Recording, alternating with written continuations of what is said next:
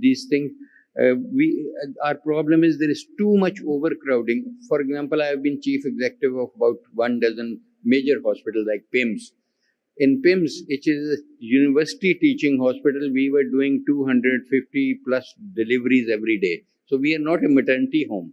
So that is why I think the people look up to these tertiary care hospitals, because there are non-functional facilities next door.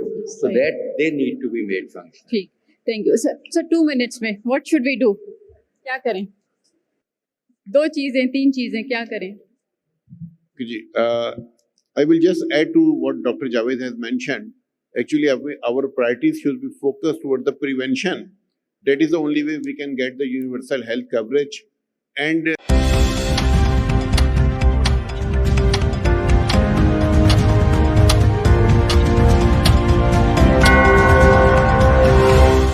It's 2 p.m.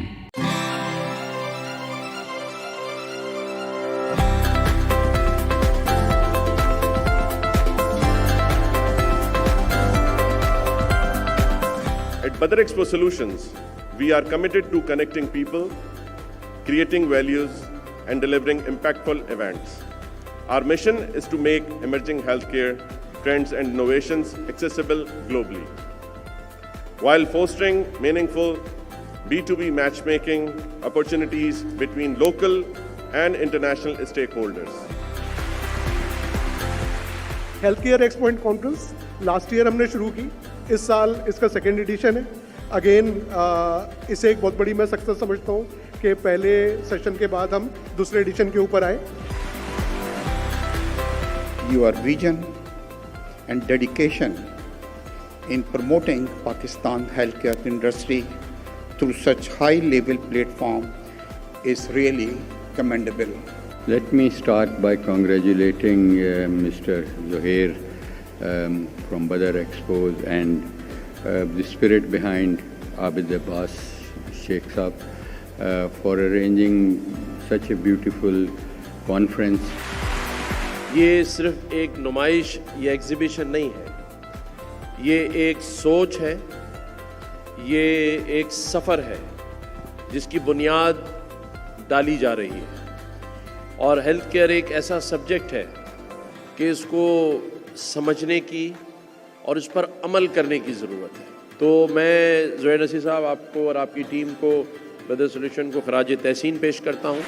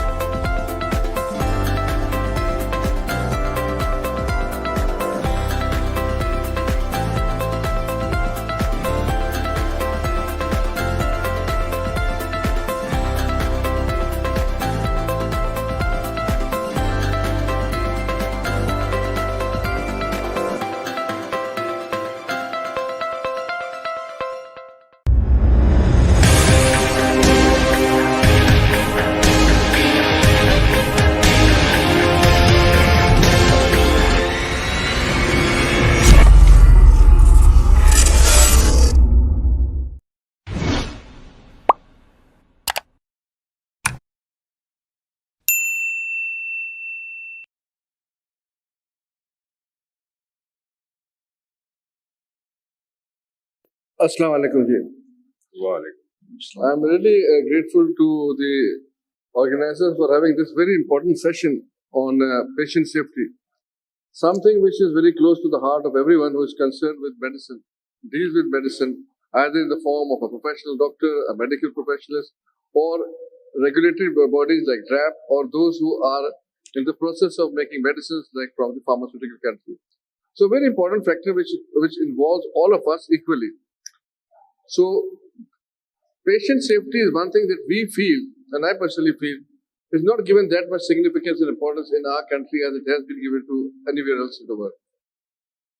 So at times, I myself being a practicing surgeon, I know when I was working at the JPMC General Hospital, or later on I'm working in the private sector now, that patient safety does not come as one thing that we should be taking care of as the first step.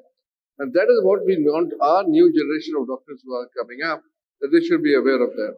So a panel which represents almost everyone from physician, Aftab Sahab, from surgeons, to those who are in regulatory bodies, from PharmU, and those also who are from the hospital side, like Nashwa is from the South City Hospital.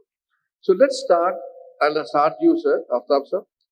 What structure and cognitive factors most commonly contribute to the diagnostic errors that we make? And there are a number of diagnostic errors we all know. And how can healthcare team, not an individual, proactively mitigate them? What do you think? What do you think how it could be done? I think the first thing to do would be to define diagnostic error for the sake of the public. And diagnostic error means when you cannot make the right diagnosis, or you miss the right diagnosis, or even if a diagnosis is delayed, that is also called a diagnostic error.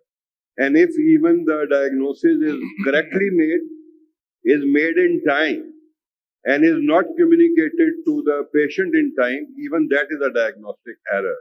So in US, about 12 million diagnostic errors took place 2 years ago in 1 year. And they were responsible for a number of deaths. Diagnostic errors, they come under the ambit of medical errors. And the medical errors were first highlighted in a report of Institute of Medicine, which was published in 1999. So I personally believe that these occur because we do not do what Sir William Osler asked the modern day physician to do. And he was a professor at University of Pennsylvania in 1905, beginning of the last century. And he said, listen to your patient. He is telling you the diagnosis. So unfortunately, we are more focused on clinical decision support systems and artificial intelligence, whereas in many prospective studies we know that the correct diagnosis can be made in about 75% cases on history alone, 6 to 7% on examination, and 13-14% on investigations. So if we employ the right history, spend quality time with the patient, examine, and become a thinking doctor. One important thing is, as we become senior, we stop at times to think and do things reflexly. And that contributes to diagnostic errors. Once the diagnosis is incorrect, then it erodes the trust. It jeopardizes the outcome of the patient. It causes extra burden on the cost. Medical errors, sir, are responsible for an additional cost on healthcare of $50 billion per year. So this is all preventable if we start with the right history, spend time with the patient, and if we have systems in place. Unfortunately, when we are overburdened with patients, we do not have systems. So first is the cognitive problem, that the physician herself or himself is at fault. Then are the systems. अब वो हमें कहते हैं कि EMR, electronic medical record होना चाहिए. आप बड़े-बड़े ओहदों पर रहे हैं माशाल्लाह, and you have headed so many institutions, and now you are at the helm of the policy making in the province of Sindh, and with the status of a minister. So you should know that these doctors, EMR requires time. If you go to US and UK, a doctor is supposed to see only a maximum number of 10 to 12 patients in one day, because it takes 30 minutes to register the patient on EMR. तो एक तरफ expectation है कि EMR हो, दूसरी तरफ number of patients ज़्यादा है. फिर हम जब मांगते हैं as a physician sir, we ask for a data entry operator, तो वो कहते हैं नहीं ये आपने खुद करना है. तो बड़ी ही एक dilemma है. फिर दो चीजें और हैं with the permission of the chair, I would like to highlight जो diagnostic error में significantly contribute करती है. एक है health disparities, और आपसे ज़्यादा कौन aware होगा कि जब मरीज आता है हॉस्पिटल में तो वो लोग जिनको सबसे ज़्यादा ज़रूरत होती है केयर की, they end up receiving the least care. I will highlight few examples. People who inject drugs, doctors, most of them look down upon them. ऐसे जैसे वो कोई जुर्म करके आ रहा है, वो तो बेचारा ड्रग एडिक्ट अपनी मर्जी से नहीं हुआ है, वो तो आपकी शफकत और मोहब्बत चाह रहा है. People who are left unattended, people who are poor and marginalized, people who are mentally challenged, people who are old and who have multi-morbidity, ये सारों को ज्यादा जरूरत है. और प्रिजनर्स, लेकिन इनको कम मिलता है. तो एक ये भी वजह है डायग्नोस्टिक एरर्स की और मेडिकल एरर की. और सर एक और वजह वो है ये सिस्टम कोई इंसेंटिवाइज नहीं करता. या कोई अच्छा काम कर रहा है या बुरा काम कर रहा है, वो सब के लिए बराबर है. Dr. Naveed, continuing with what Aftab sir ने बताया in a very, very nice, elaborative way, what errors are. Don't you think, as he has said, that right now we are emphasizing more on the diagnostic tools rather than applying our knowledge of medicine in the form of history taking, examination, which our professors used to emphasize a lot. And they were of the view that, as he has very correctly said, that majority of the diagnoses are made on that. Today, हम या हमारे साथ जो लोग हैं, because of the availability of CT scan, MRI, so many things, the first thing we do is when the patient comes with a, for example, a headache, MRI करा के आते हैं. Now taking an easy way out to diagnose, because we have got so much rush, we don't want to examine him properly for that. आप क्या समझते हैं? Does it contributing to diagnostic error, and how can it be overcome? Sir, thank you very much for giving me a chance to collaborate myself on such an important topic. So you are very right, sir. Said a very important sentence in the beginning that listen to the patient. He is telling you the diagnosis.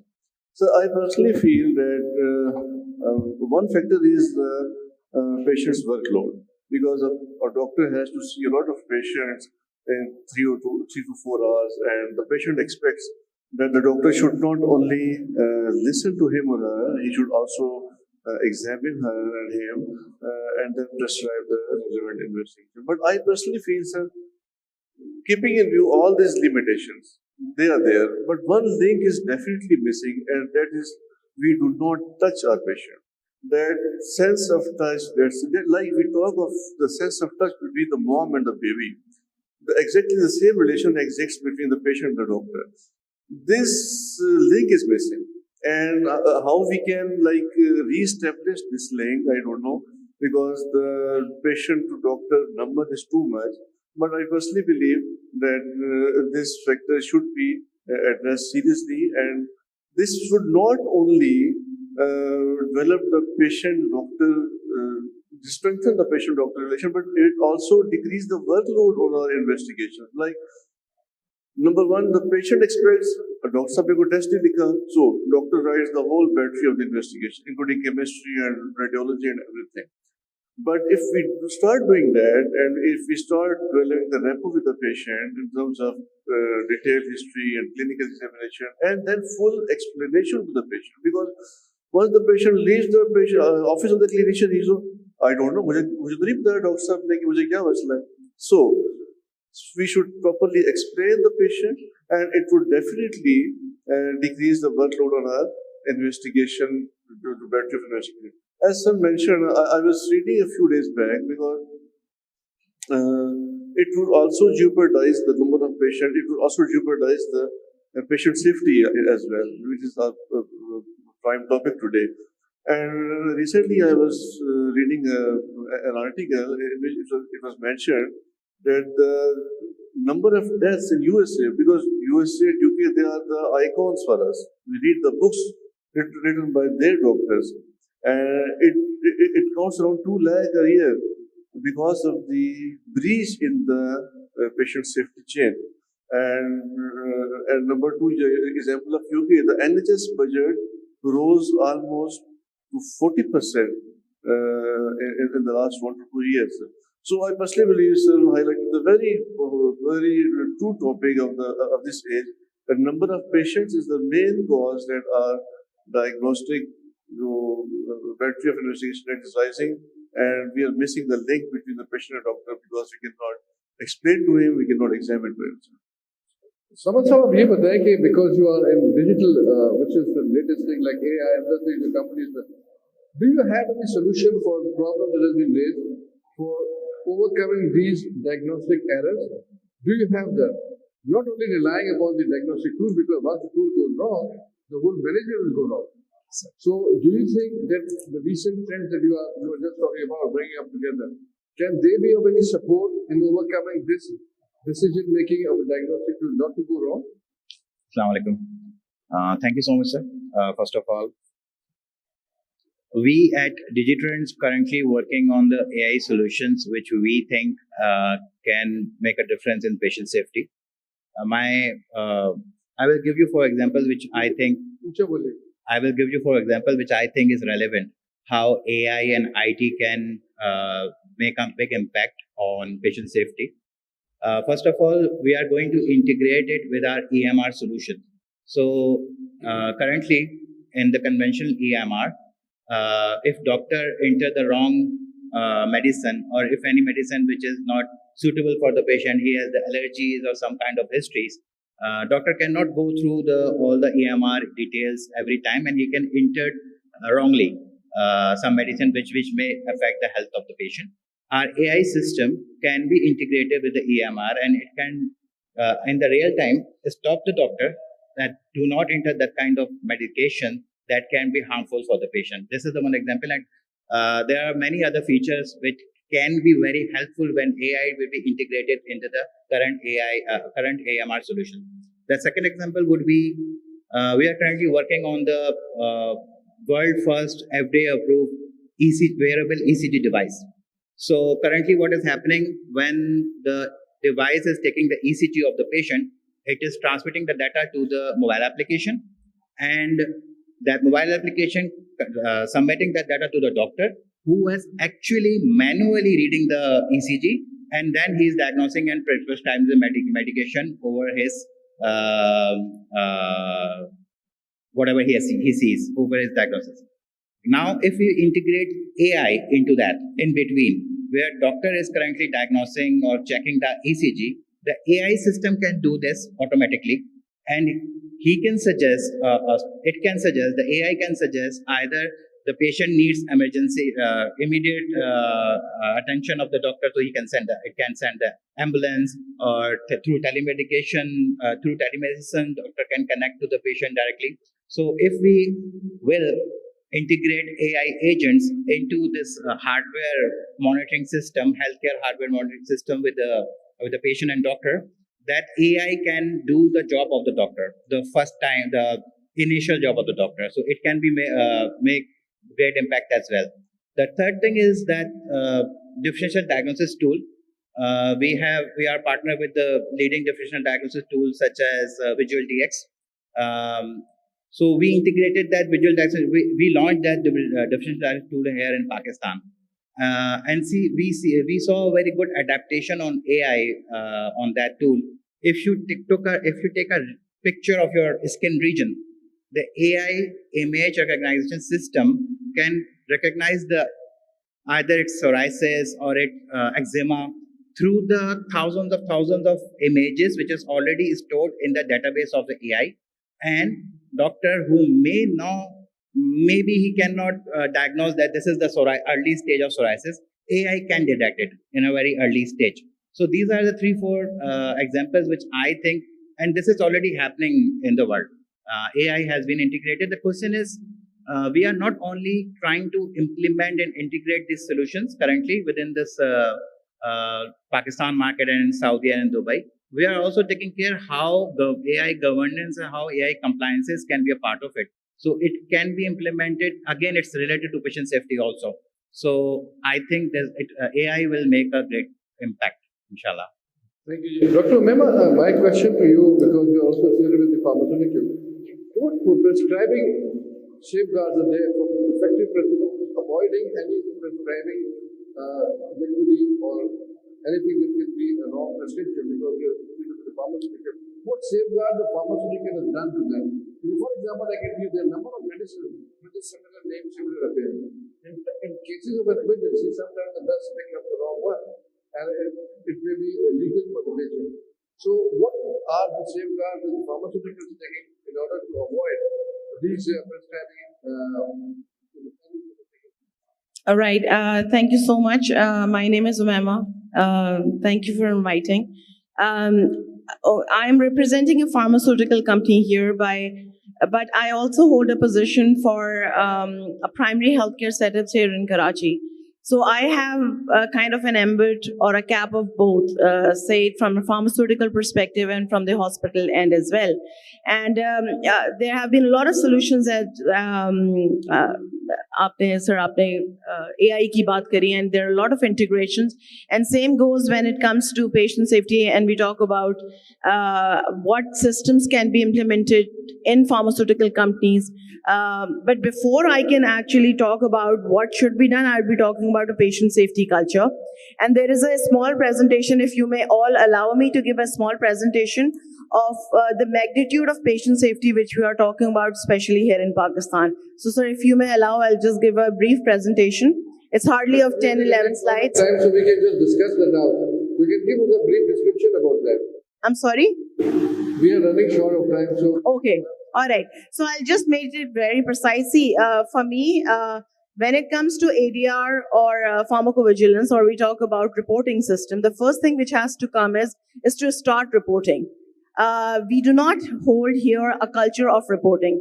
DRAP already has established systems in which the healthcare providers and the people who are in the pharmaceutical companies are encouraged to report any ADR which is reported. And I'm talking about the drug reporting errors. I'm not talking about the medical errors, jaise Dr. Saab ne initially kaha, that also comes under the ambit of medical error. But unless and until we do not know what is being reported and what are the root causes of it, how are we going to actually establish systems in our areas to counter that? And I'm sorry, I was not able to listen to your specific questions regarding pharmacovigilance. Regarding the drug use, for example, recently, DRAP has withdrawn a syrup because it was causing a lot of complications. Many medicines are withdrawn. So what pharmaceutical industry is taking care of avoiding those errors to take place when you are manufacturing a medicine? What are the protocols that you follow? Are there any protocols? Yes, definitely. See, pharmaceutical companies, especially in Pakistan, I would consider this is the most regulated industry in Pakistan. And it has federal regulations applying to it as well as the provincial ones. So there are systems established. Say, for example, I'd give, an example of LASA, which is called as the lookalike enzyme villi, which is the major, one of the major causes of, wrong administration or wrong prescribing.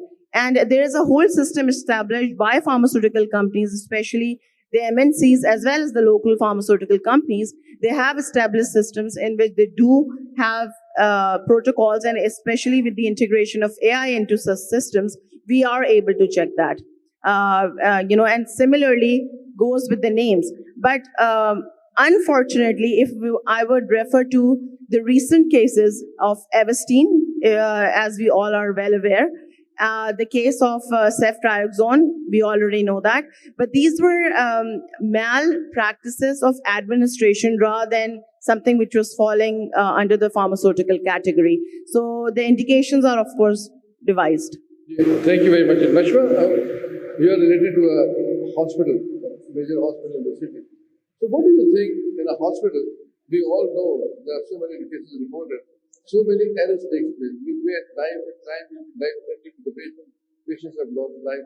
So do you think what are the major protocols that could be applied, or what are the systems that need to be in place in order to avoid all that what is unfortunately happening if patients are being mistreated or being misdiagnosed or whatever you say, which is harmful to the patient whenever they come to the hospital? Any protocols or systems that you think are there, or you will suggest them to be applied? Ji, Assalamualaikum. Thank you, sir, for having us. Thank you for having us. So I work very closely with a lot of workflows with different kinds of healthcare providers, be them physicians or nurses. Now, in terms of reducing harm, there are different components to how you can reduce harm based on who the provider is. जैसे हमने आज की discussion में देखा है, the physician's perspective or the surgeon's perspective is very unique and different. They have different goals for the patient, be it their assessment, their diagnostics, the treatment plan. That is a vision which is dedicated to the physician. Where safety falls in, where measures fall in, where systems fall in to reduce harm in that pathway is separate. That is something that is addressed separately, that has different patterns, different safety measures. If we're talking about surgery, for example, something which may seem like a very simple process, but starting from when the moment the patient arrives in your clinic, what is being communicated, what is being documented, what is going on the record, what does the patient understand from everything the surgeon is saying?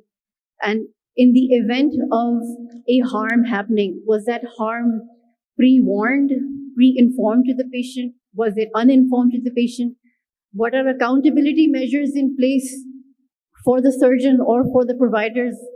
So, surgeons, for example, nursing is a completely different game. Nursing ka role is absolutely separate. They are more involved with the hands-on care of the patient in a time which is vaster than it is for the physician. How to reduce patient falls, how to prevent the patient from getting harm from regular activities while they're in the hospital setting, during mobilization, during eating, to prevent aspiration, for example, to prevent medication errors. What is the process of the medication cycle? उसके हमने कौन से metrics, accountability tools रखे हैं to make sure medication is being given safely? Also, being a physician, there are a number of times we are prescribing a medicine. A patient has got a problem. He says, for example, full factor deficiency, yeah, I've got epilepsy. And when we are prescribing a medicine for that, not for that, for other reasons, we at times do not know whether this medicine will be harmful to that or is contraindicated to that. So at times we miss, because no doctor can have knowledge about every disease and what medicines they are indicated. Do you think the use of e-prescription could be effective in that, or still the use of our own intelligence in that will be more effective? I think, sir, you have rightly pointed out, electronic medical record or e-prescription can help reduce it, magar it cannot eliminate it. Healthcare industry is supposed to be an industry which is far less regulated than many other industries like flying industry. People who are flying jets and airlines, they are far more meticulous in their approach, whereas the number of people suffering at the hands of medical error is far more. In USA alone, medical errors have become the third leading cause of death. Of them, there are 250,000 every year. Half of them are preventable. And sir, 250,000 makes it about 680 per day. That is like 1.5 jumbo jet going down every day. And look at the time, look at the method, look at the money that is being spent on airline safety compared to healthcare safety in our profession. So something we are doing is absolutely wrong, and it requires a paradigm shift. So what do you suggest? Like, as we have very correctly said, there are a number of prescribing errors that we are making. Even the most serious ones make an error in prescription, and they miss on the history of the patient because EMR is very good, it's a new thing. But practically speaking, as we have been working in a government sector hospital, the prescription when you write a government sector hospital in an OPD with 300 patients standing and you have to pass within 3 to 4 hours, it's not possible to go for an EMR for each one of them. Either it should be a limited number of patients that you are seeing, but you are seeing an uncounted number of patients.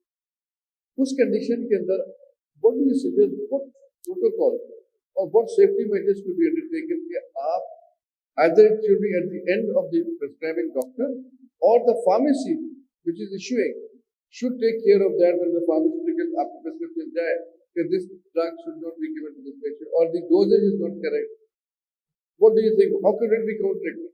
I think, sir, you have highlighted the issue in your own question that it cannot be anyone working in isolation.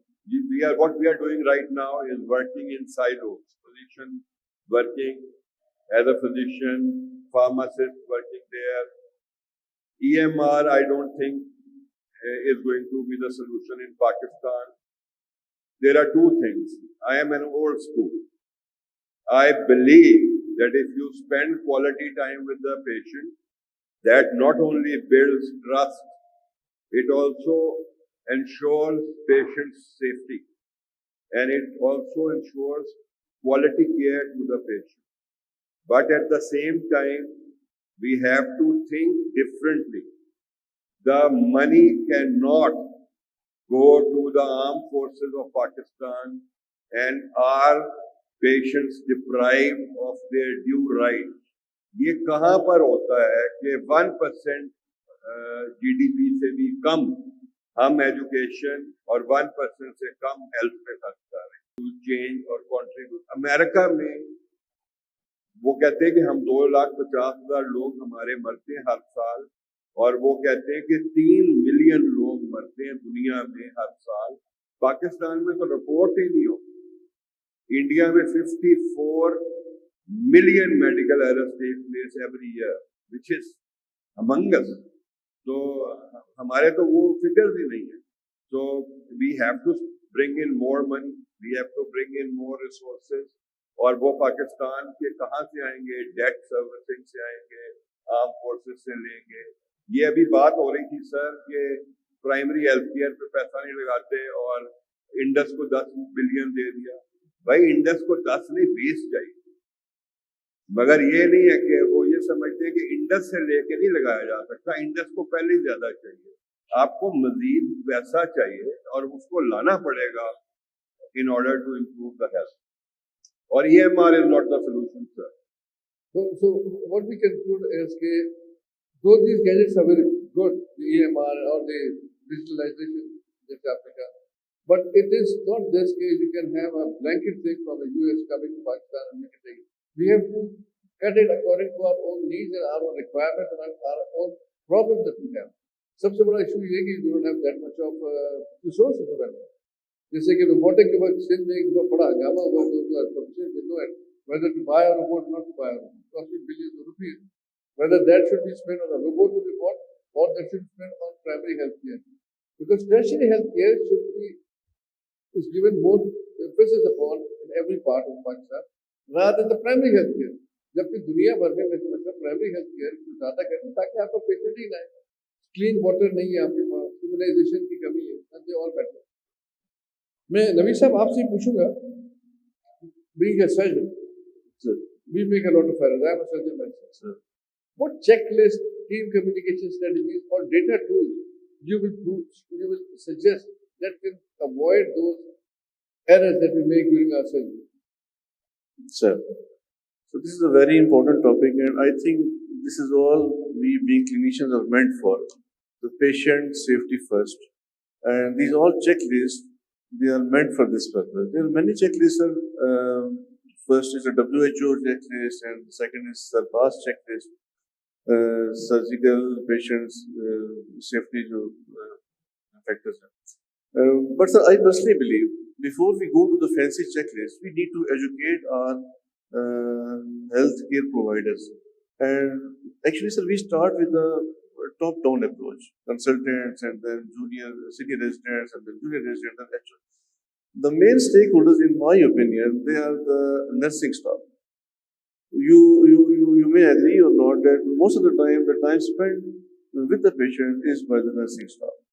So checklists are there, sir. Definitely, like WHO checklist. WHO checklist, sir, is basically is meant for mainly in the operating room, before induction and before NCM and before the patient leaves the operating room. It mainly encompasses all that horizon while the patient is inside the operating room. Actually, sir, the safety starts right from the clinic of the clinician. When the patient visits the clinic of the clinician, the safety measures need to be adapted. In the case of preoperative care and then followed by intraoperative and then postoperative care. And the whole scenario is encompassed by the one term that is called these days as perioperative care. So in my opinion, in preoperative care, we should emphasize on detailed history. Actually, sir, I would conclude in one line: go back to the basics. Actually, sir, we have left the basics, and we have done like sir said, like electronic medical records and like EMS system and EMR system, everything. It looks very fancy. It fantasizes someone. We are like advancing in every field, but we have no money with us. So we will have to go back to the basics. We will need to take the detailed history and examine the patient and then assess the comorbids and do a detailed and good pre-anesthesia assessment before the patient is subjected to surgery. And likewise, while the patient is in the ward the night before the surgery, I personally believe no doctor goes to the patient to document the things like which side is to be operated upon, whether it is right side or left side, where the stoma is supposed to be formed. This is done by nursing staff. Like, and the consent form is put in front of the patient. Please just sign kar dein. What is written in that consent form? Neither the staff nor the patient and nor the tenders don't know anything. So, sir, in my opinion, these checklists, they are very good. But after once we have done our homework, we have taught our basic stakeholders in the wards, in the hospitals, in the OPDs, and then, sir, in the operating room, mainly WHO checklist, definitely if it is emphasized in true letter and spirit, it can avoid so many avoidable medical accidents, right, sir? And then obviously post-operatively, in the theater, the main stakeholders are an anesthetist and then followed by the surgeon. And then post-operatively, again, the surgeon operates and he endorses the notes, and the whole night patient spends with the nursing staff.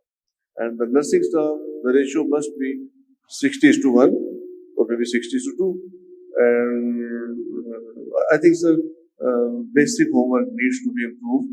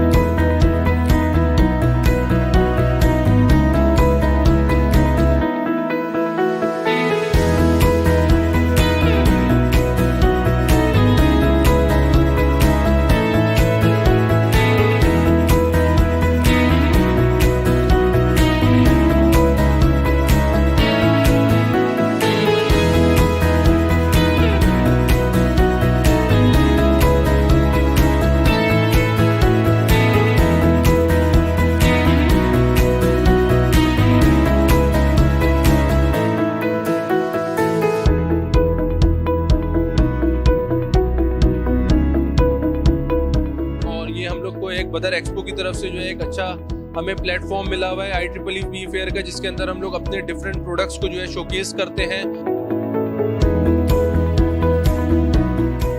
बदर expo ने हमें एक platform दिया, वो हमें काफ़ी support भी करती है और यहाँ पे डिफरेंट कंपनीज को भी उसने काफ़ी सपोर्ट किया है।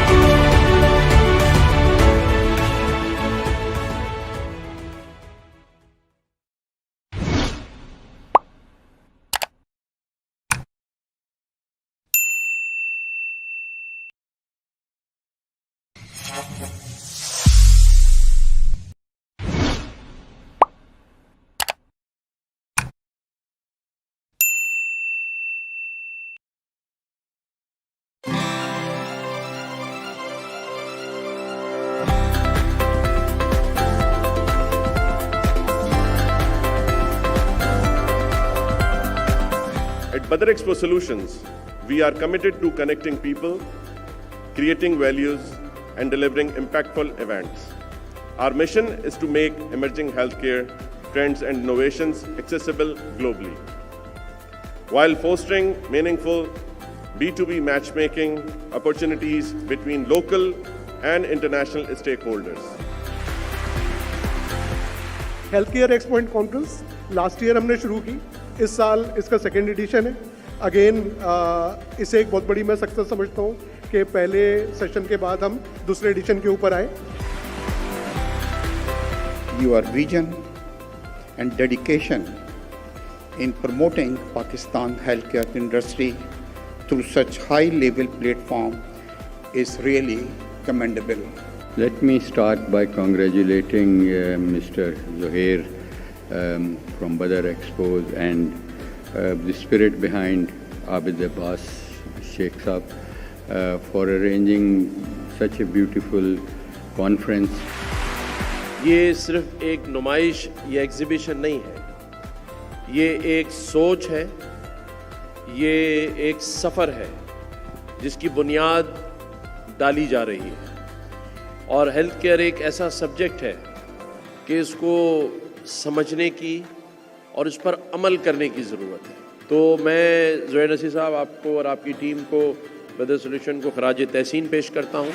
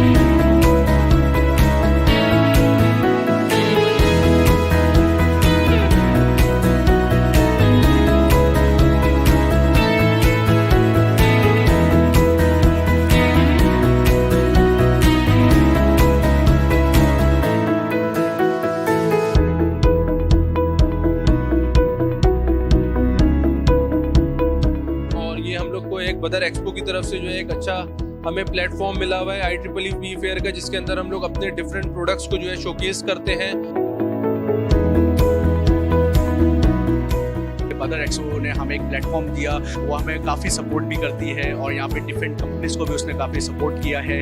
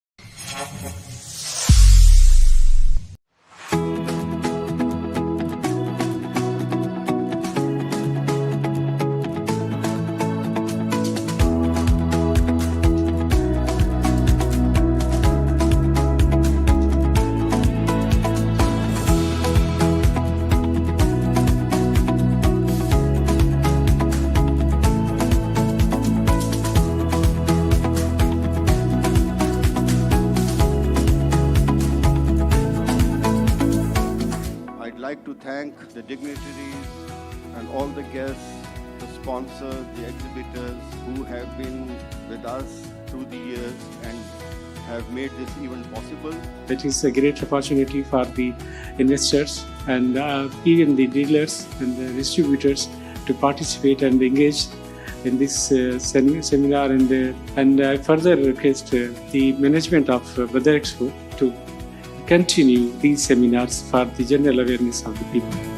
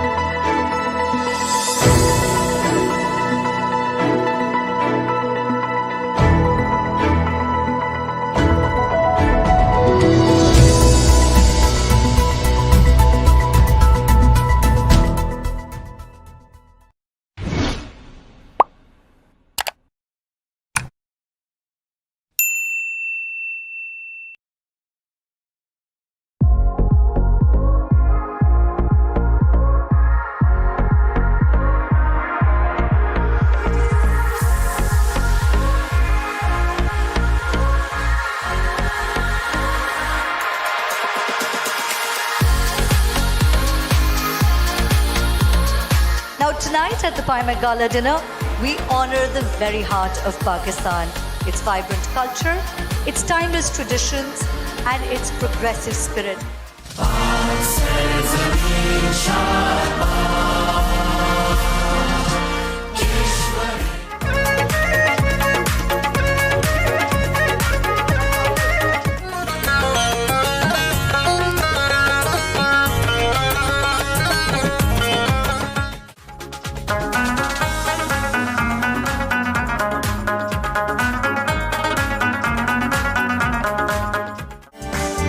My Ruru, Parike, my Ruru, Keshavala,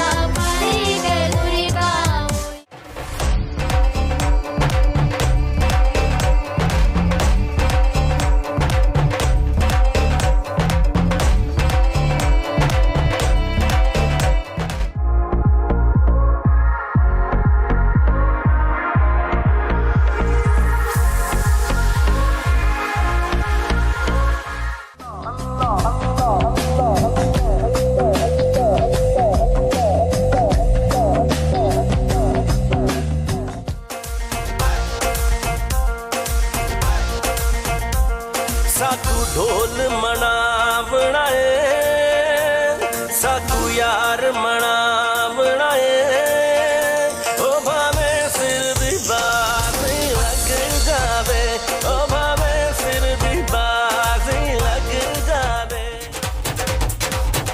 ओ लाल मेरी पत रखियो बाला झूले लालन ओ लाल मेरी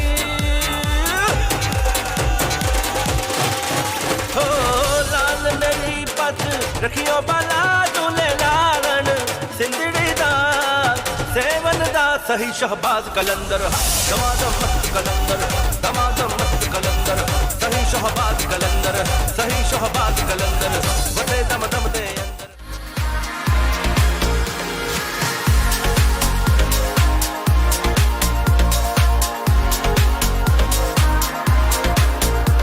On behalf of Badar Expo Solutions and Pakistan Navy, I thank all of you for being here tonight.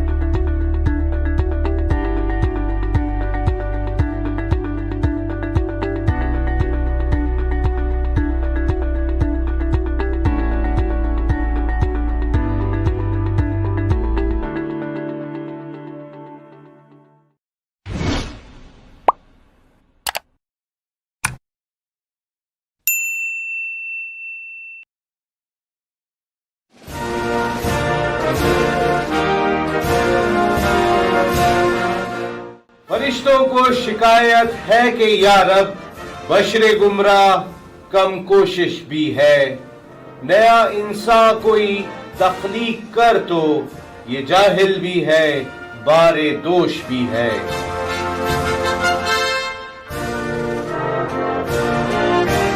शायर मशरिक अल्लामा इकबाल।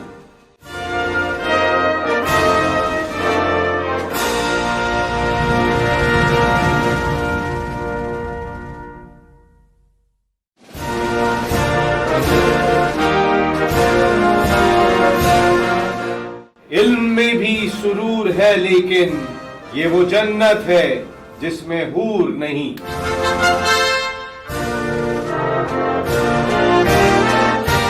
शायर मशरिक अल्लामा इकबाल।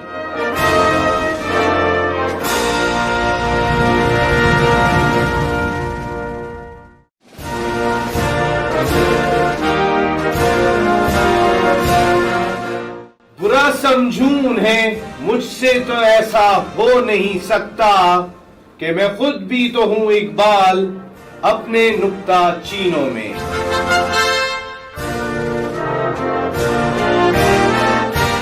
शायर मशरिक अल्लामा Iqbal.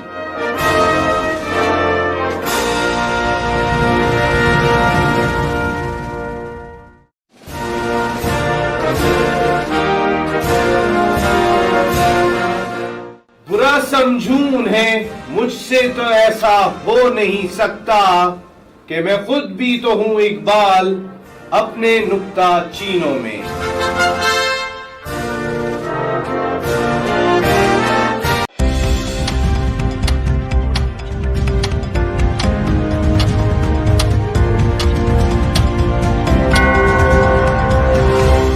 It's 3 p.m.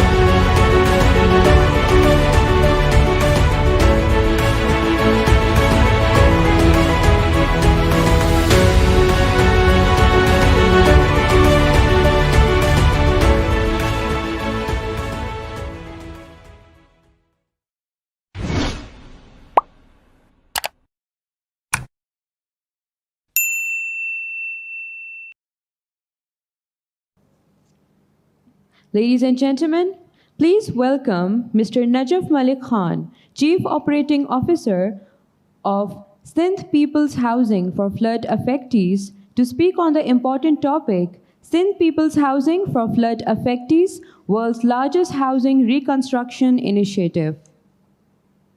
Mr. Najaf Malik Khan. Thank you very much, Ji, and a very good morning. It's an honor and a pleasure to be here to presenting the case of one of the largest housing reconstruction initiative post any climate-induced disaster in the world.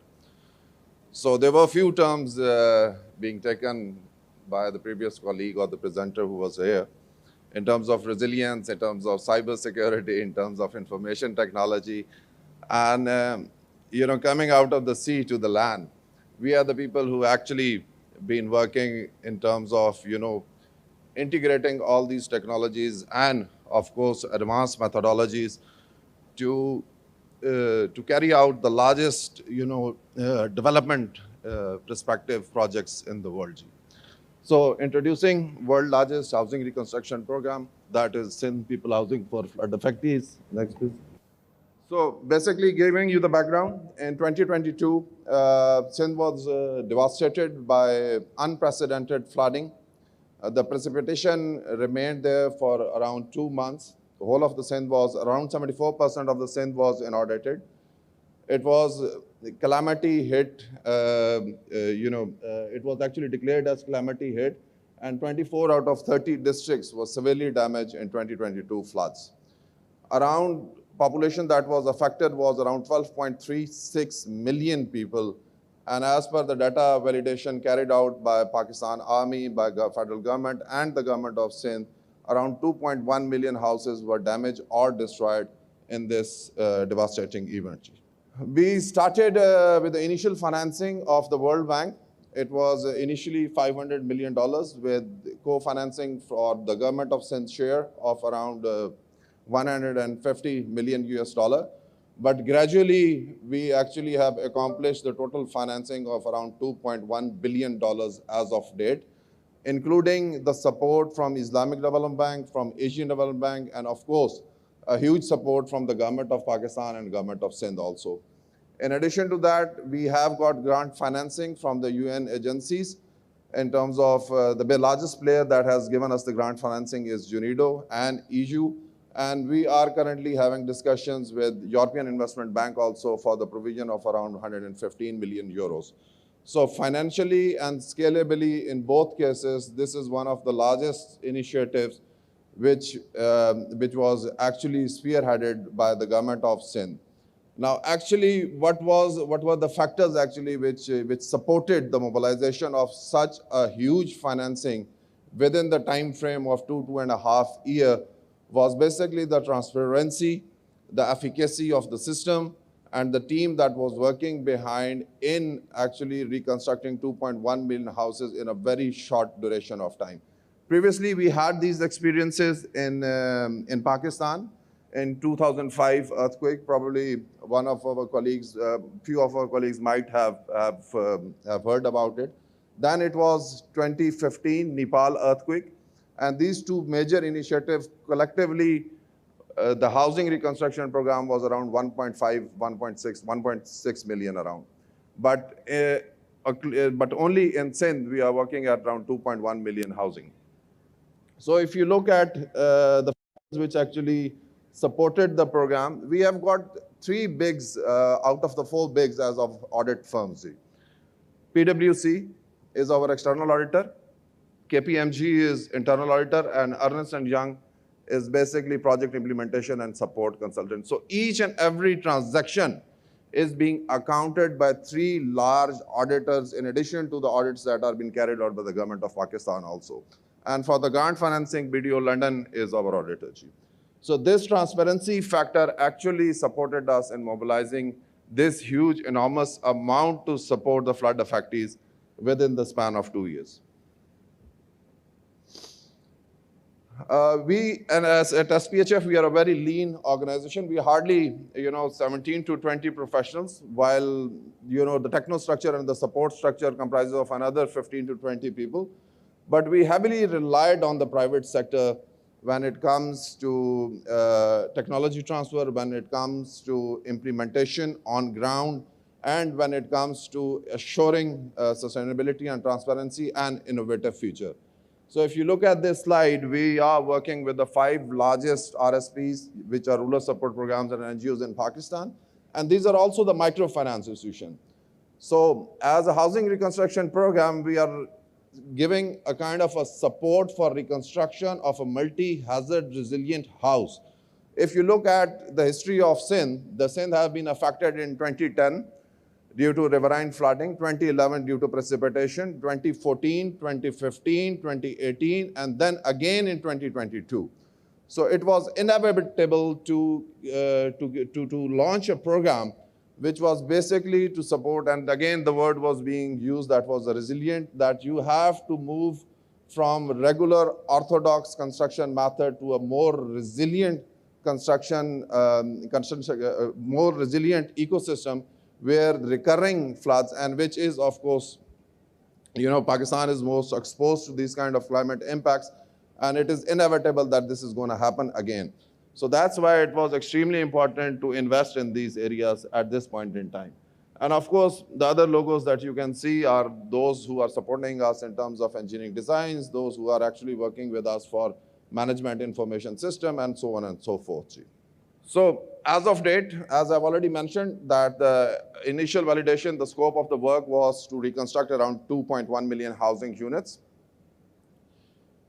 If people who are sitting here, the colleagues who are sitting here are aware of SIND, this is the only program who have actually supported inclusion of more than 1.45 million people in the regular financial system of Pakistan. So these people were those who never had been to the bank. These were the people who never has seen how banking and financial system works. Now these people have regular normal accounts in commercial banks, and these support, social support or any other support, can be provided directly to these people in a very transparent manner. We have already initiated housing reconstruction of 1.4 million housing units. Around 100,000, 1 million plus housings are at the plinth level, while the completion rate is around 650,000. Currently, keeping in view the advantages and taking the advantage of the technology, the current certification rate is around 100 to 125,000 per month at various levels. So the program is currently, it's at peak, and around 40 to 50,000 houses are being completed every month.